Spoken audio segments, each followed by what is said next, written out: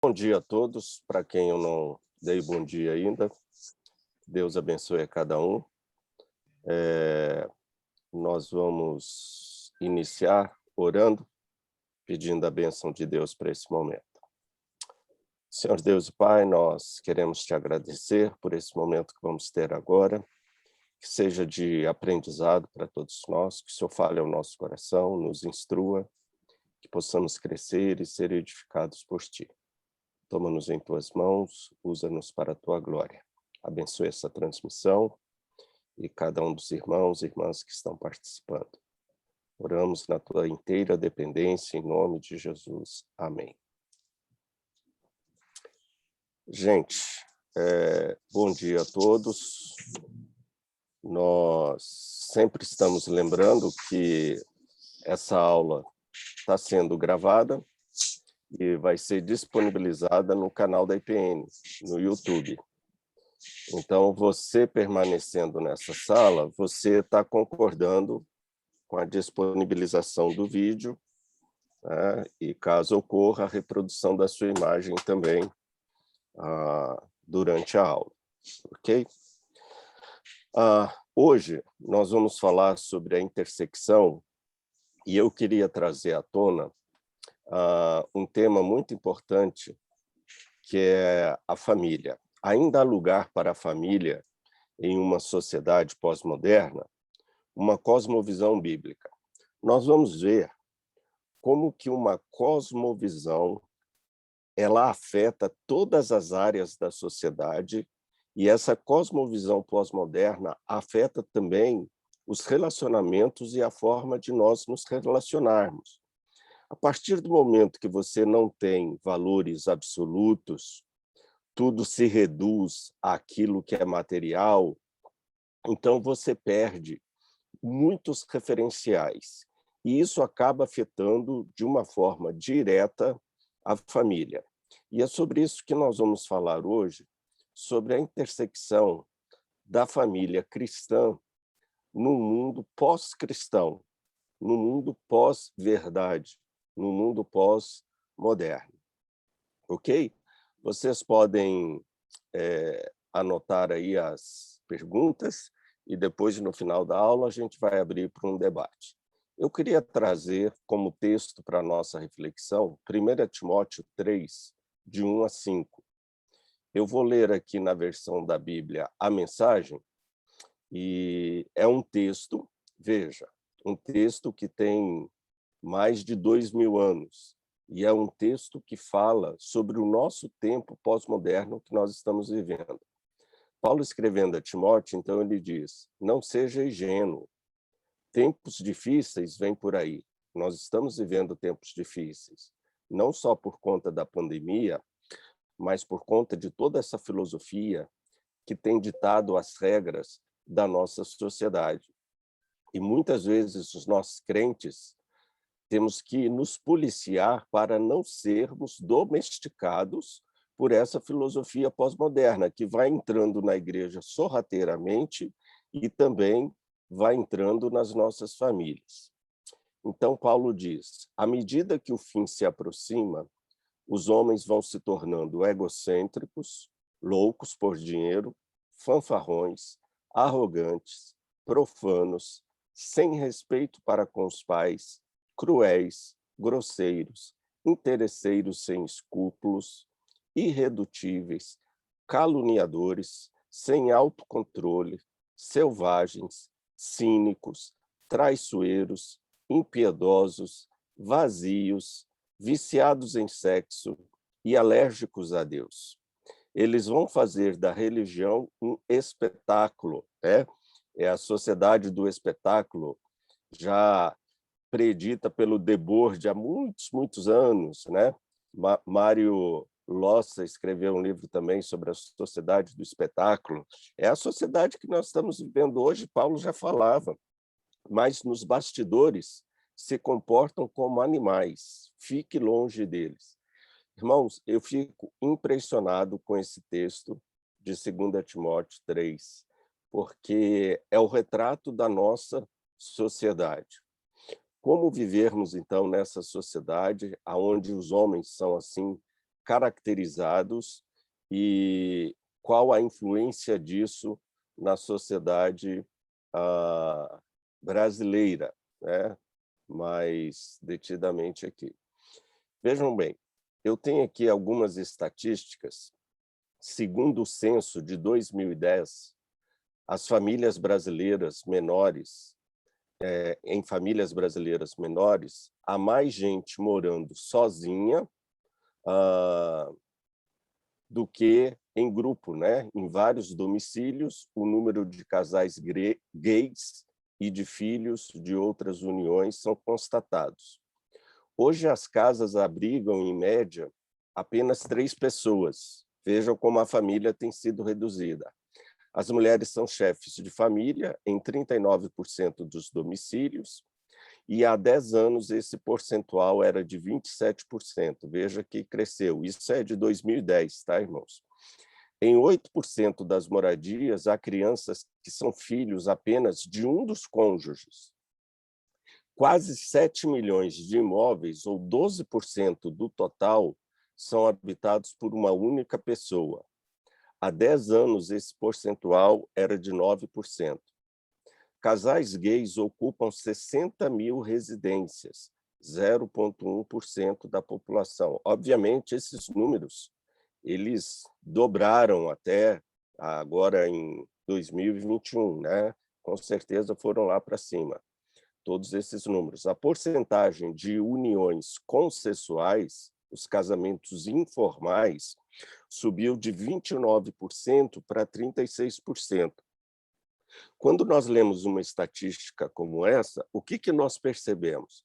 Nós percebemos a ausência de valores absolutos, por conseguinte, a ausência de valores morais, né? Onde cada um vive da forma que bem entender e da forma como quiser. Uma outra estatística interessante aqui, da revista Veja também, quando ela fala que o número de divórcios cresceu 53% entre 95 e 2005. E, nesse período, o aumento da população foi de apenas 14%. Então, veja que a porcentagem é muito alta. As uniões consensuais, em que o casal mora junto, sem estar casado no papel, aumentaram 90% de 91 a 2000. 6% dos domicílios brasileiros são ocupados pelo que o IBGE chama de novos arranjos familiares, como casais homossexuais, por exemplo. 15% dos casais não têm filhos. Há 50 anos eram apenas 5%. Então, vejam que os casais estão cada vez mais tendo menos filhos, né? Por isso que o islamismo está crescendo tanto, porque os islâmicos eles têm 6, 7 filhos. É uma forma deles dominarem o mundo é tendo filhos, né? Ações pedindo reconhecimento de paternidade e pensão alimentícia representam 9 em cada 10 processos nas varas de família das capitais. Então, irmãos e irmãs, com esse quadro, qual a conclusão que nós chegamos? A família está em crise, né? Sem dúvida alguma, a família está em crise. Eu trago aqui algumas previsões e constatações do Alvin Toffler. Vocês já devem ter ouvido falar dele, né? Um escritor norte-americano muito famoso, tem doutorado em letras, leis e ciência. Ele escreveu vários livros futuristas, né? Com predições daquilo que iria acontecer no mundo num futuro próximo. Veja, esse livro, eu vou me deter apenas nesse livro, ele tem outros, mas O Choque do Futuro foi escrito em 1971, década de 70, início da década de 70. Vejam bem o que Alvin Toffler nos fala. A família, o gigantesco absorvedor dos impactos da sociedade, acha-se prestes a uma completa extinção. Vejam bem, irmãos, o que nós estudamos em sociologia, em antropologia, há décadas atrás, que a família era uma instituição sagrada. Ninguém contestava o papel substancial e fundamental da família na sociedade. Tanto é que os sociólogos mais antigos, eles falavam da família como sendo a célula máter da sociedade. Veja bem, a saúde de qualquer sociedade depende da saúde da família. Nós vamos ver isso nas escrituras sagradas. Uma família bem estruturada vai gerar o quê? Filhos e relacionamentos bem estruturados. Por que que nós estamos vendo hoje uma sociedade completamente doente? É reflexo das famílias completamente esfaceladas, né? Completamente alternativas. Então, tudo isso daí é fruto de uma cosmovisão pós-moderna, aonde Deus é algo do mundo particular de cada pessoa, não é algo público, e vemos, portanto, pressupostos relativistas, sem valores morais, sem valores éticos, sem valores absolutos. Veja que Alvin Toffler falou isso na década de 70. Hoje nós estamos vivendo essa esfacelação familiar na sociedade. Alvin Toffler ainda diz assim, citando a psicanalista William Wolff, ele diz assim: a família está morta, com exceção do que se relaciona com os primeiros ou os dois, o primeiro ou os 2 primeiros anos da criação de filhos. Depois acaba-se. Já vem a separação, já vem o divórcio, e os filhos sofrem, e essa desintegração familiar vai gerar o quê? Uma desintegração na sociedade, né? Filhos doentes vão produzir uma sociedade doente, sem dúvida alguma.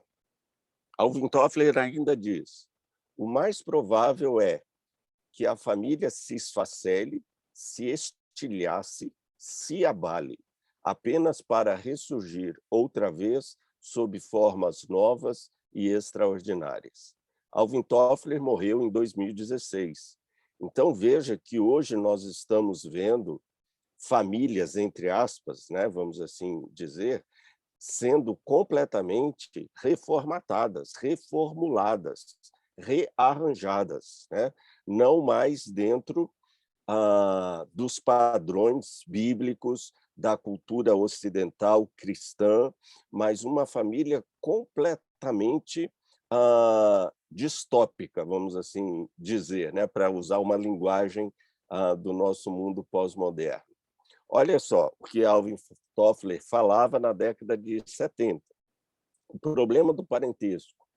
Quando uma mulher procria no seu útero um embrião concebido no útero de uma outra mulher, quem é a mãe? E quem é, a rigor, o pai?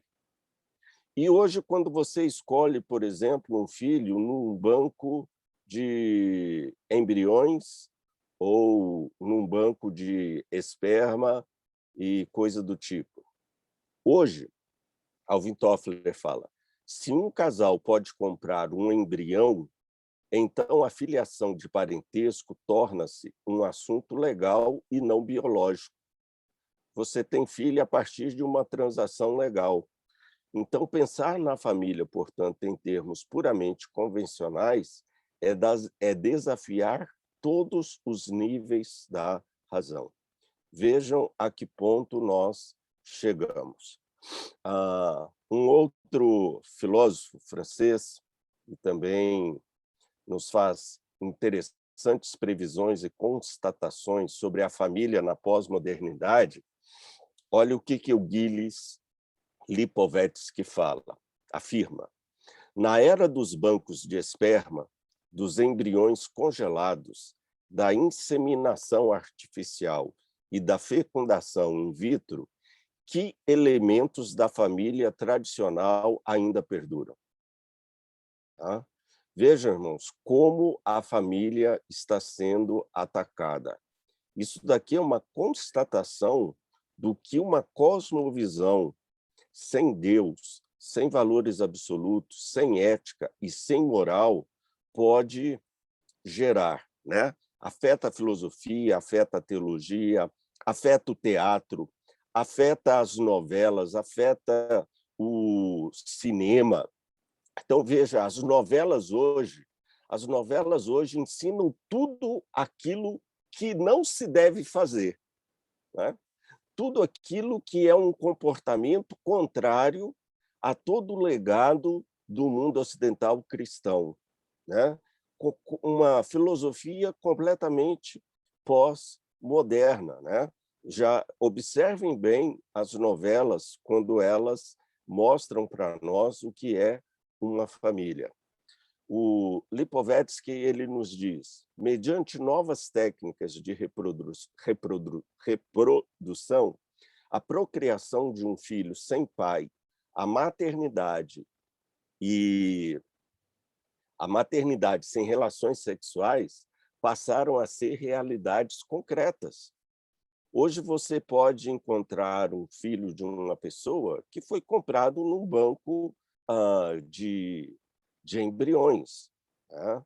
É uma coisa completamente assim, eu diria, de outro mundo, né? O Gilles Lipovetsky, esse livro aqui, eu não citei o livro, né? Sociedade Pós-Moralista. Vale a pena depois vocês lerem. Ele diz assim, assim não é o ressurgimento da ordem familiar que presenciamos, mas a dissolução pós-moralista dessa mesma ordem. O que nos distingue não é mais o dever de procriar e casar, e sim o direito individualista de gerar um filho, mesmo que seja fora dos vínculos conjugais. E é isso que as mulheres defendem. É isso que as pessoas pós-modernas hoje defendem. Eles querem ter filho da forma que eles quiserem, comprando um embrião ou alugando uma barriga de aluguel, não importa, isso é problema de cada um. O famoso sociólogo polonês, o Zygmunt Bauman, gosto muito dele, o que vocês encontrarem dele podem ler, vale a pena. Ele falando sobre a questão da família, no seu livro O Mal-Estar da Pós-Modernidade, ele diz: testemunhamos hoje uma gradual, mas aparentemente inexorável desintegração do outrora sacrossanto e imperturbável ninho familiar. Que coisa, hein, irmãos? Que coisa. Temos que orar muito pelas nossas famílias.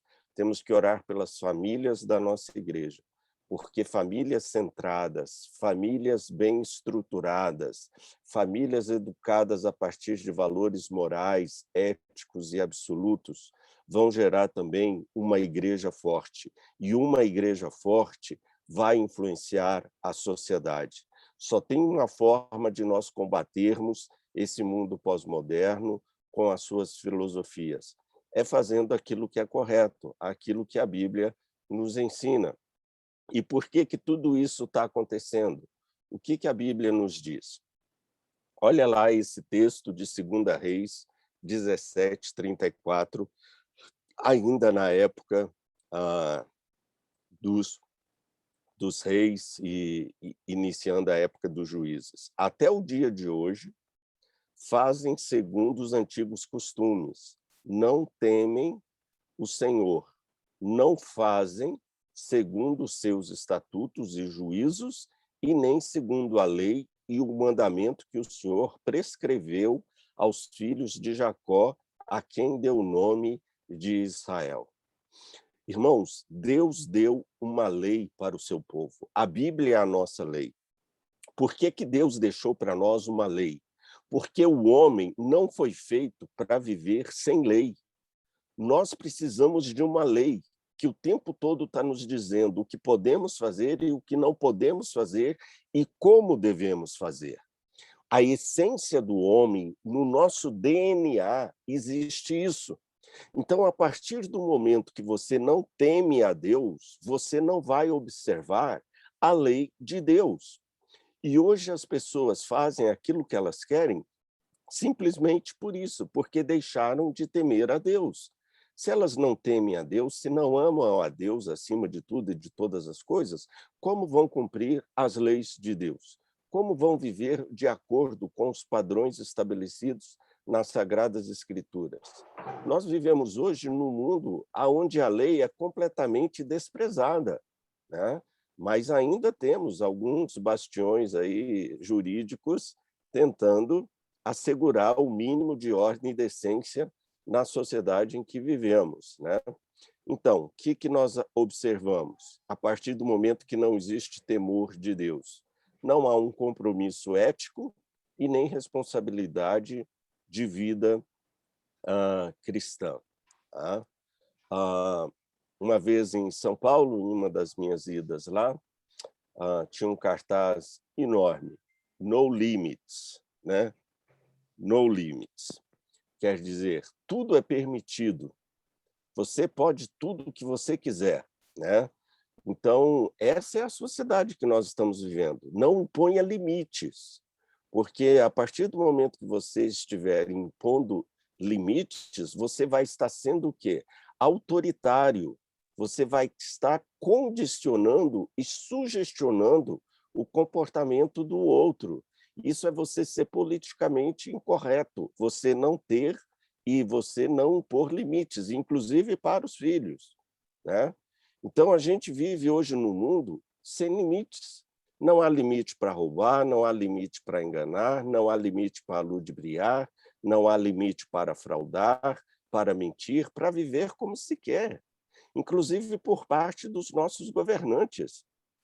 Esses assaltos do colarinho branco com medicamentos, respiradores e o tanto de dinheiro desviado da saúde, tanta gente morreu por falta de oxigênio ali no norte, né?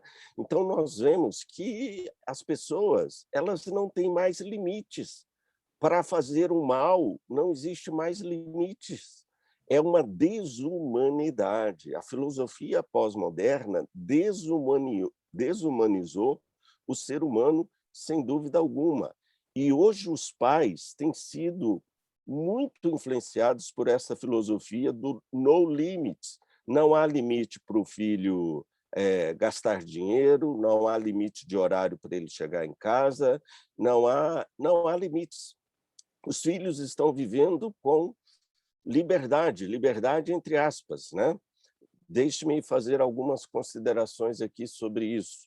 Nesse nosso mundo, qualquer imposição de poder é rejeitada, tida como politicamente incorreta. Veja que isso vem de um filósofo francês, ateu, que é o Michel Foucault.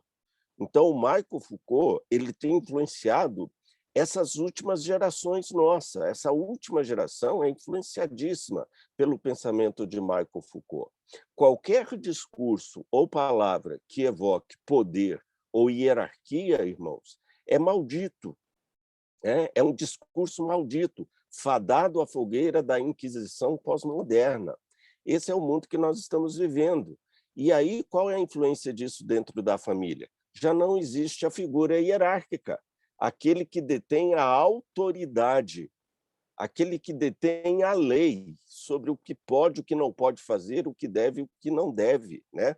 A autoridade e o poder do pai e da mãe tem sido cada vez mais diluído, liquefeito, né? Para usar uma expressão do Zygmunt Bauman, né? Sociedades líquidas, né? Não há mais poder de um pai dentro de casa na família. A minha esposa é professora universitária e um dia ela teve que falar um não para uma de suas alunas. E no final da aula essa aluna foi conversar com a minha professora, com a professora dela, minha esposa. E essa aluna disse assim: "Olha, professora, ninguém nunca falou um não para mim. A senhora é a primeira pessoa que está me dizendo um não." Veja, irmãos, é a sociedade que nós estamos vivendo. Ou seja, hoje os nossos adolescentes, os nossos jovens, eles são intolerantes. Eles querem tudo muito rápido, no momento, e os nossos jovens, os nossos adolescentes, inclusive as crianças, elas não aceitam o não. É uma sociedade extremamente permissiva, permissiva.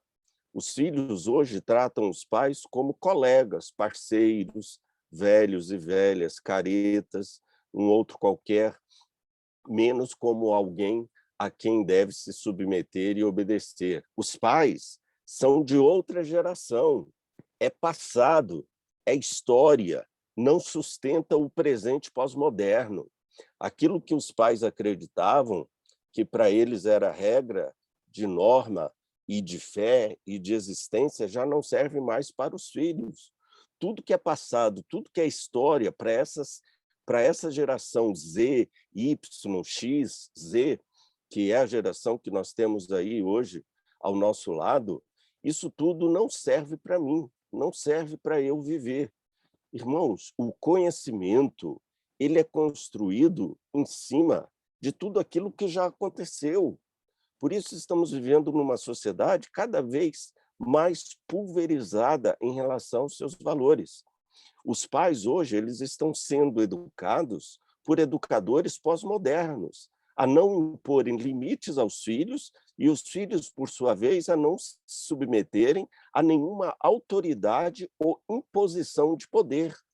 Por isso que hoje as instituições estão em descrédito, toda instituição, e aí passa a pós-modernidade, usando um linguajar dos sociólogos e filósofos que falam sobre a pós-modernidade, há um desencanto com as instituições, quer sejam qualquer tipo de instituição. A igreja é uma instituição, e o pastor ali é símbolo de autoridade, de poder, entre aspas, que dita as regras e as normas, obviamente, de acordo com a Bíblia.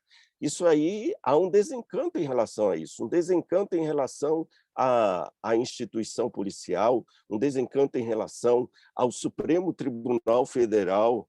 Vejam, irmãos, os ataques que o Supremo Tribunal Federal tem sofrido, né? Isso mostra o quê? Um desencanto institucional, né? E nós precisamos das instituições. Elas otimizam e regularizam uma forma que seja possível se viver em sociedade, a começar da instituição mais importante, que é a família, que é a família. Os papéis hoje estão invertidos, não é o pai ou a mãe que dá sermão no filho, né? É o filho que dá sermão na mãe e no pai. Quem dita as regras hoje são os filhos e não os pais. O horário de chegar em casa é definido pelos filhos, os relacionamentos são definidos pelos filhos, a vida que se deve viver é definida pelos filhos. Hoje os filhos já levam a namoradinha para dentro de casa e ali eles transam, fazem o que quiserem dentro da casa dos pais e com a permissão dos pais. Não existe, irmãos, mais valores morais. A igreja é o último bastião da moralidade e nós não podemos relaxar em relação a isso. Hoje, dentro da igreja, dentro, inclusive, muito perto de nós, as pessoas estão tendo relação sexual sem nenhum compromisso de casamento dentro da igreja, como se isso fosse uma coisa normal, como se isso não agredisse a Deus, como se não estivesse escrito na Bíblia que fornicação, adultério é pecado.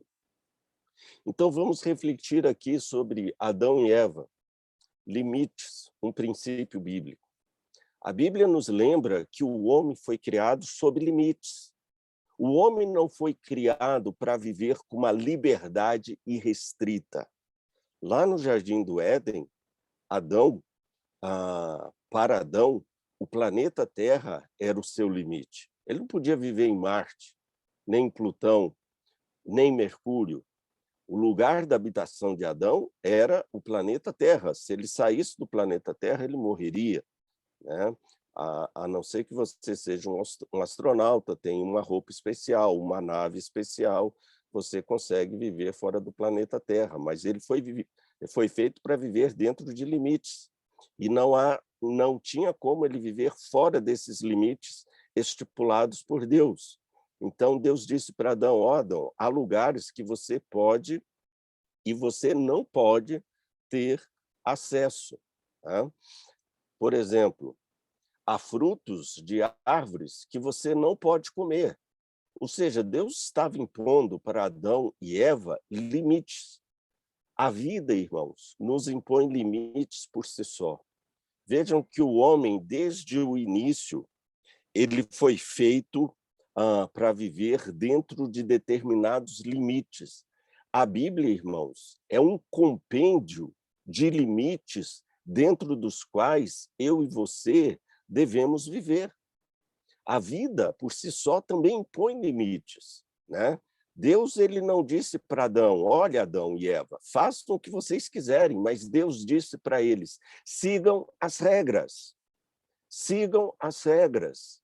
Irmãos, nós fomos feitos para viver dentro de determinadas regras. São essas regras que possibilitam uma sociedade saudável e uma família também, por conseguinte, saudável. Vejam, o Luiz Felipe Pondé, esse famoso filósofo brasileiro, ele tem escrito dezenas de livros, e vale a pena lê-lo. Ele é um grande pensador. Ele escreveu esse livro, Contra um Mundo Melhor, Ensaios do Afeto. E ele fala sobre a família. E ele diz assim, olha que interessante, hein?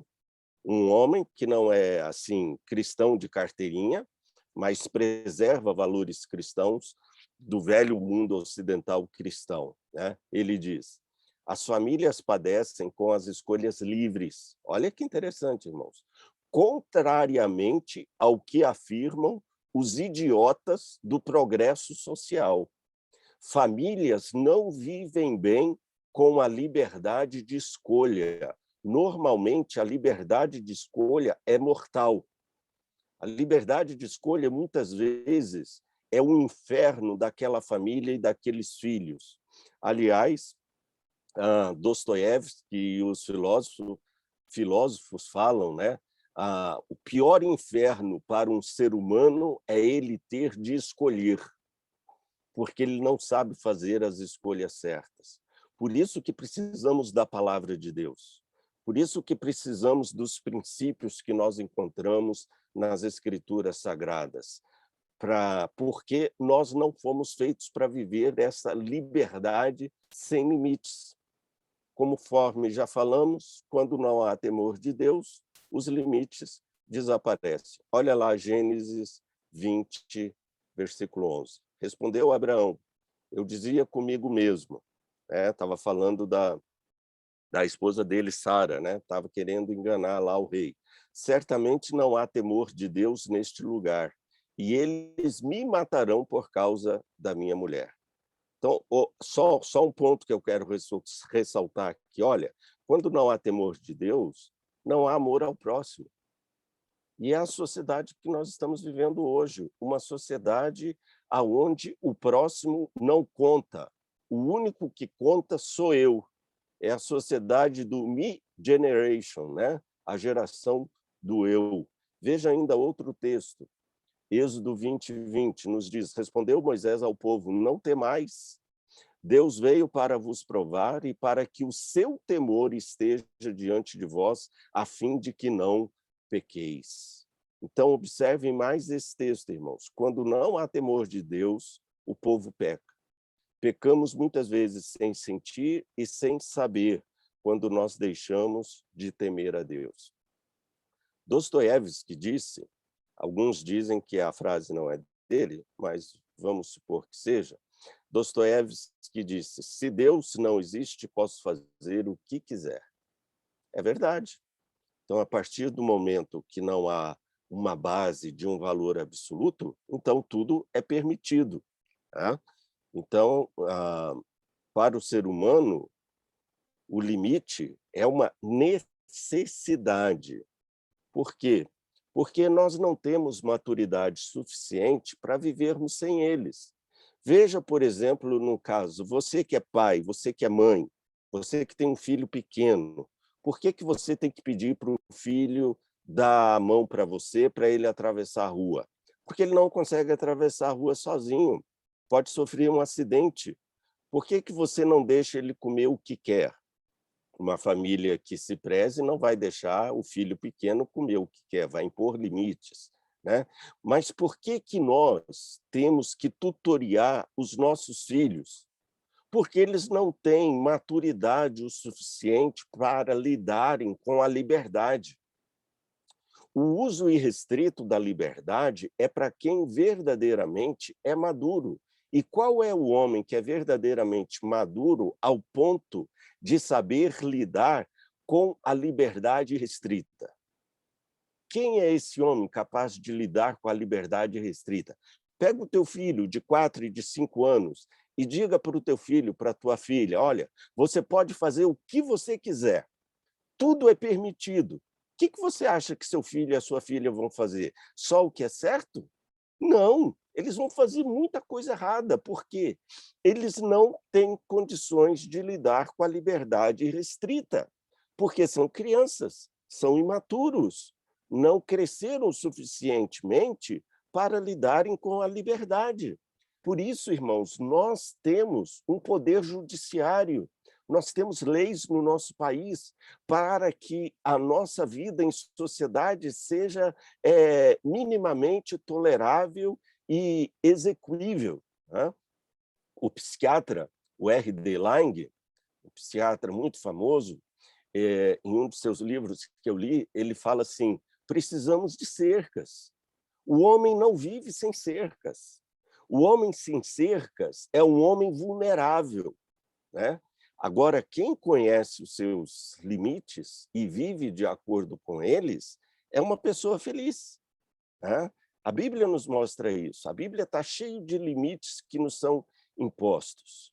E hoje, irmãos, por incrível que pareça, os nossos adolescentes estão implorando por limites, por alguém que lhes mostre o caminho, o rumo, né? Se não são limitados em casa, esses adolescentes serão limitados pela sociedade, pela polícia, pelo poder jurídico. Olha o que a Bíblia fala sobre uma pessoa que não tem limites. Diz assim, Provérbios 25, 28. Como cidade derribada que não tem muros, assim é o homem que não tem domínio próprio. Olha aí, irmãos, um versículo contra a sociedade do no limits. A Bíblia de Jerusalém fala o homem sem autocontrole, né? Ou uma outra versão que diz o homem que toma decisões impulsivas. Veja, irmãos, que nós precisamos de limites. A Bíblia inglesa, American Standard Version, ela diz assim, aquele cujo espírito é sem restrição, sem limites, sem limites. Os pais não põem mais restrição aos seus filhos. Irmãos, nós precisamos acordar para esta realidade, né? Precisamos influenciar a sociedade que Deus tem nos colocado e sermos relevantes ao nosso tempo. Quero terminar refletindo sobre Efésios 5 e 6. Veja, Efésios 5 começa falando da sujeição mútua dos pais um ao outro, expressão de amor e de carinho, né? Esse é o ambiente mais saudável para um filho crescer, nascer e se desenvolver. Jimmy Carter, quando assumiu o governo dos Estados Unidos, ele investiu em uma política pró-família, porque Jimmy Carter era um cristão, e ele é um cristão, dá aula na escola dominical e tudo. E Jimmy Carter sabia, se ele tivesse famílias saudáveis, o seu país iria ser um país saudável. E ele colocava isso como uma necessidade urgente. Sabia a importância disso para o seu governo. E essa política pró-família do Jimmy Carter foi muito criticada, sabe por quem? Sabem por quem? Olha aí, Alvin Toffler. Alvin Toffler, né? Bem, vamos aqui para as nossas conclusões. Então, notem a ordem do capítulo 5 de Efésios, obviamente vem antes do capítulo 6. Capítulo 5, relacionamento dos pais entre si. Capítulo 6, relacionamento dos filhos com os pais. Então, observem que a relação esposo-esposa precede a relação pais e filhos. Tá? Quanto mais os pais tiverem um bom relacionamento, mais os filhos vão ter um bom relacionamento com seus pais. Você já pensou em qual o maior presente que você pode dar para o seu filho ou para a sua filha? Se você tivesse todo o dinheiro do mundo, todas as condições do mundo, eu vou dizer qual o maior presente que você pode dar para os seus filhos, para que você tenha uma família saudável. Mostre para os seus filhos o quanto você ama o seu esposo ou a sua esposa. Mostre o quão grande é o amor que você tem pelo seu cônjuge. Os cônjuges, ou palavra difícil, eles casam entre si e não com os filhos. Tá? Primeiro relacionamento na vida de uma família é o relacionamento do casal e depois os filhos. Porque se a primeira relação não existir, a segunda jamais existirá.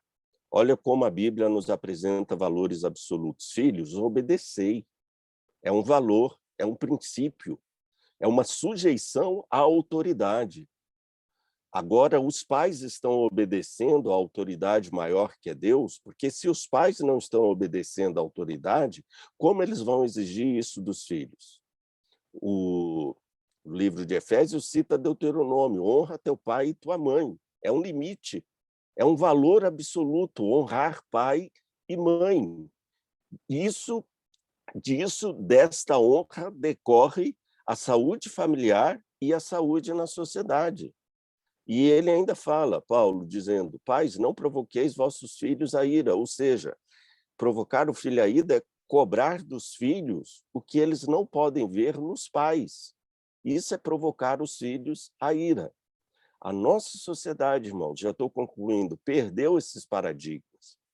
Cada um é dono de si mesmo, não há exemplos a seguir. Essa é a doença do pós-modernismo. E a Bíblia alerta: pais, sejam exemplos, sejam referências para os seus filhos. Isso é o que eles precisam. Né? Só mais uma citação aqui do livro da Nancy Pearcey, Verdade Absoluta. Ela diz assim: os intelectuais seculares, desde Platão, Rousseau, Skinner, a Hillary Clinton, se encantam com a ideia de pôr a criança diretamente aos cuidados do Estado e não da família. Todo esquema utópico que busque lançar a família na lata do lixo da história estará trabalhando contra a própria natureza humana. Irmãos, acordem. O que é esse negócio de escola de tempo integral? É o domínio do Estado sobre os nossos filhos, as nossas crianças.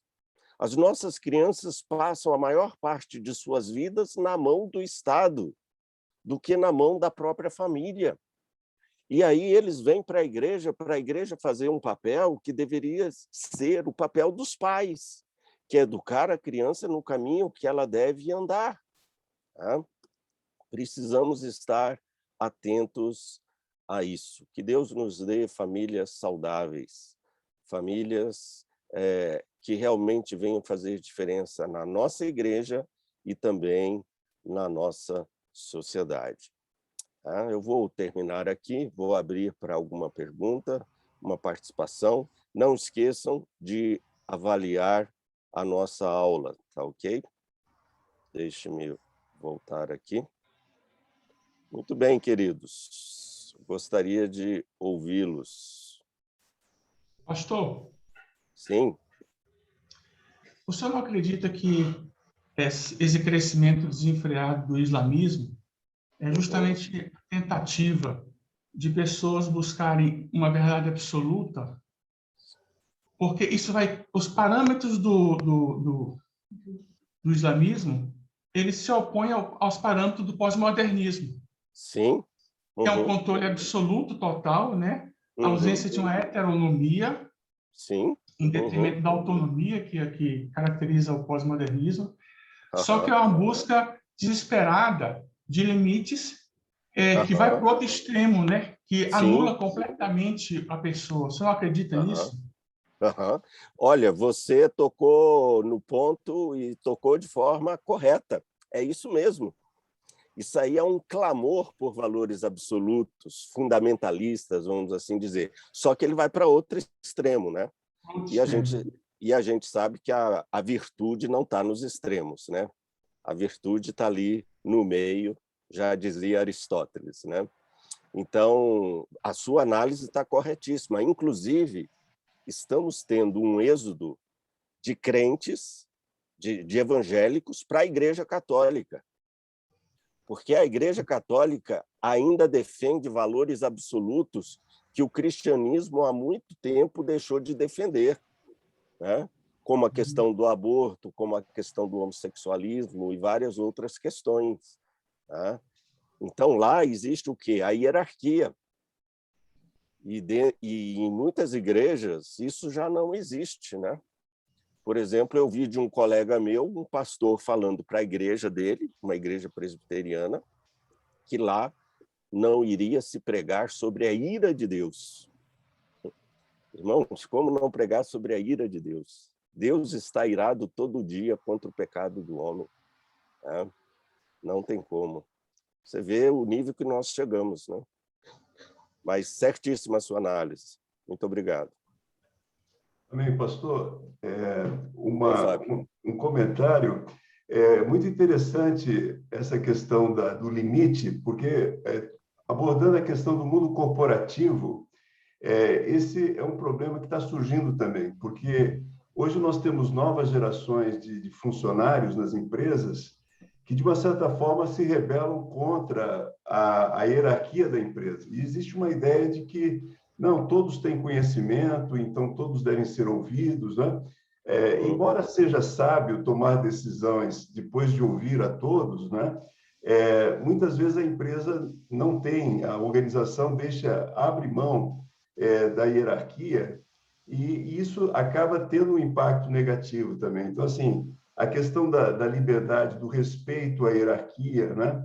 É uma coisa que está sendo muito colocada em xeque no mundo corporativo por conta desse pós-modernismo, essa ideia de que não se pode colocar limite, todo mundo pode participar, e todo mundo pode participar dentro de limites, né? Dentro de regras, né? Eu não sei se o senhor tem visto isso, né? Mas, assim, no meu dia a dia, no contato com organizações, eu vejo que esse é um problema.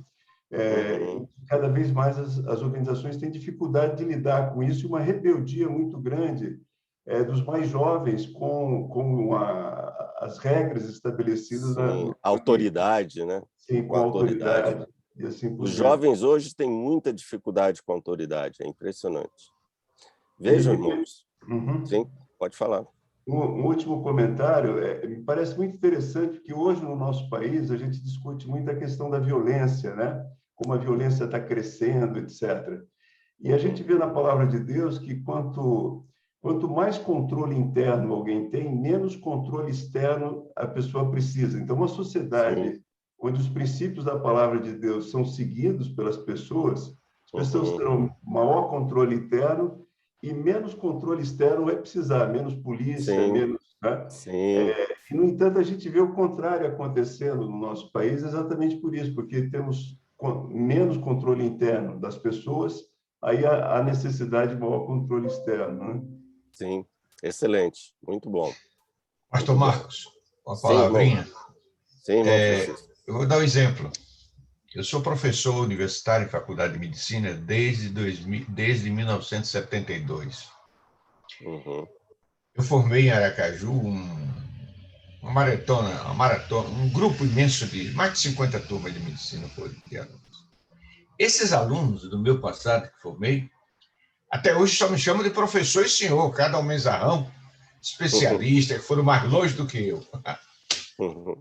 Quando eu entrei para dar aula na iniciativa privada, uma coisa interessante. Primeiro, eu não tenho nada. Chico, para mim, está ótimo. Já não lhe chamo pelo nome. Prof. Já não lhe chamo professor, é prof. E o seguinte, nenhum lhe chama de senhor. É você. E sua esposa deu um exemplo notável.